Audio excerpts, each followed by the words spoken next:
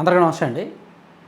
గంజాయి కట్టడి కోసం రాష్ట్ర ప్రభుత్వం గత 1 ఇయర్ నుంచి కూడా తీవ్రంగా చర్యలు చేపడుతున్నారు. నిజంగా ఆ చర్యలను మనం అప్రిషియేట్ చేయాల్సిందే. ఎందుకంటే సాధారణంగా గంజాయి దొరికినప్పుడు ఎవడైతే అమ్ముతున్నాడో, ఎవడైతే సప్లై చేస్తున్నాడో వాడి మీద కేసు కట్టడం వరకు ఒక చర్య. మేము కట్టడి చేసేస్తున్నాం, మేము కంట్రోల్ చేస్తున్నాం అని చెప్పుకుంటారు. కానీ ప్రభుత్వం అలా లేదు. ఎవడైతే సరఫరా చేస్తున్నాడో వాడు ఎక్కడి నుంచి తీసుకొస్తున్నాడు, వాడు ఎక్కడి నుంచి కొంటున్నాడు, వాడికి ఎవరు సరఫరా చేస్తున్నారు, అసలు మూలాల్లో ఎక్కడ దీన్ని పండిస్తున్నారు అనేది కూడా గుర్తించారు. అలా ఈ 1 ఇయర్లో గుర్తించి దాదాపుగా 11,000 ఎకరాల్లో విశాఖపట్నం ఏజెన్సీ ప్రాంతాల్లో, చింతపల్లి, పాడేరు, అరకు ఈ ప్రాంతాల్లో దాదాపుగా 11,000 ఎకరాలకు పైగా గంజాయి పంటను ధ్వంసం చేశారు.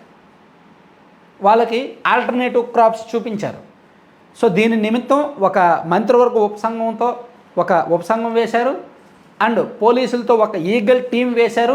అందులో టాస్క్ ఫోర్స్ సిఐలు, ఎస్ఐలు, డిఎస్పీ స్థాయిలో, ఐపీఎస్ఎల్ స్థాయిలో ఒక కమిటీ వేశారు. వాళ్ళు నిరంతరం పర్యవేక్షిస్తూ ఉన్నారనమాట.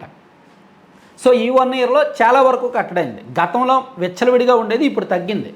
కానీ అంటే సరఫరా తగ్గింది, ఉత్పత్తి తగ్గింది మన రాష్ట్రంలో. కానీ బ్యాచ్ తగ్గల, గంజాయి బ్యాచ్ మాత్రం తగ్గట్ల. వాళ్ళకి సిగరెట్ రూపంలోనో, చాక్లెట్ రూపంలోనో ఏదో ఒక రూపంలో వస్తూనే ఉంది.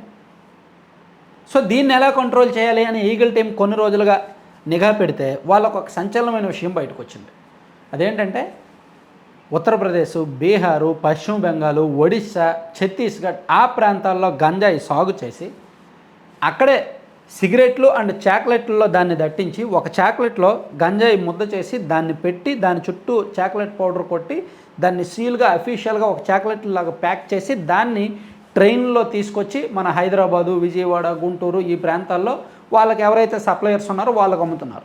ఆ సప్లయర్స్ ద్వారా దుకాణాలకు ఇస్తున్నారు, దుకాణాల ద్వారా గంజాయి బ్యాచ్ వాళ్ళకి అమ్ముతున్నారు. అంటే ఇంతకుముందు ఏదైతే చైన్ ఉందో అదే చైన్ను ఫాలో అవుతున్నారనమాట. సో దీని మీద పోలీసులకు డౌట్ వచ్చి నిన్న తెనాలి పోలీసులు ఒక జాయింట్ ఆపరేషన్ చేశారు.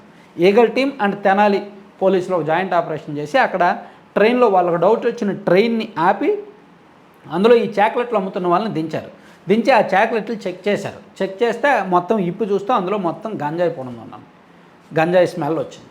దాంతో ఈ నెట్వర్క్ మొత్తం ఛేదించారు. అసలు ఇవి ఎక్కడి నుంచి వస్తున్నాయి, దీనికి కారణం ఎవరనేది ఛేదించారు. సో ఇంత తీవ్రంగా ఉంది గంజాయి రాష్ట్రంలో. పంట అయితే తగ్గింది, దానిలో ప్రభుత్వం కొంత సక్సెస్ అయ్యింది, కానీ సప్లై ఆగట్లేదు. రకరకాల రూపాల్లో సప్లై జరుగుతూనే ఉంది. ఎందుకంటే దానికి అలవాటు పడిన వాడు మానుకోలేకపోతున్నాడు. ఇది అలవాటు పడిన వాళ్ళందరూ ఒక బ్యాచ్ ఉంటారనమాట. ఇప్పుడు పలానా ఏరియాలో గంజాయి బ్యాచ్ ఉంటుంది, ఒక 10 మంది ఉంటారు. ఆ 10 మంది రెగ్యులర్గా ఒక దుకాణంలో కొంటారు. అది లేకపోతే సెకండ్ ఆప్షన్ ఇంకో దుకాణం, అది లేకపోతే థర్డ్ ఆప్షన్ ఇంకో దుకాణం ఉంటుంది. ఈ మూడిట్లో ఎక్కడో దగ్గర దొరుకుద్ది. వాళ్ళు పోలీసులకు దొరికిపోయినప్పుడు ఇదిగో నేను పలానా చోట కొన్నానని చెప్పి ఏదో ఒక దుకాణం పేరు చెప్పేస్తారు తప్ప వాడు నిజంగా ఎక్కడ కొన్నాడనేది చెప్పడు. ఎందుకంటే వాడికి మళ్ళీ ఫ్యూచర్లో ఇబ్బంది అవుద్ది కదా. గంజాయి అక్రమంగా నిల్వ చేస్తే గంజాయి కేసు పెడతారు, నాన్ బెయిలబుల్ కేసు అవుద్ది. గంజాయి సేవించి పట్టుబడిన వారికి కౌన్సిలింగ్ ఇచ్చి వదిలేస్తారు.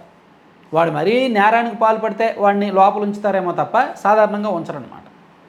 సో ఇప్పుడు పోలీసులకి ఇది కొత్త సవాగా మారింది. మొన్నటి వరకు సిగరెట్లలో మాత్రం మొన్న విజయనగరం జిల్లా ఎస్పీ గారు డైలీ ఓవర్ ఎస్పీ అనే కార్యక్రమం పెడితే ఆ ప్రాంతం నుంచి చాలా మహిళలు ఫోన్ చేశారు, ఇదిగో మా ఏరియాలో సిగరెట్లలో గంజాయి కలుపు అమ్ముతున్నారు, దీన్ని కంట్రోల్ చేయండి అని. సో అలాగే ఇప్పుడేమో తెనాల్లో ఈ విషయం బయటకు వచ్చింది.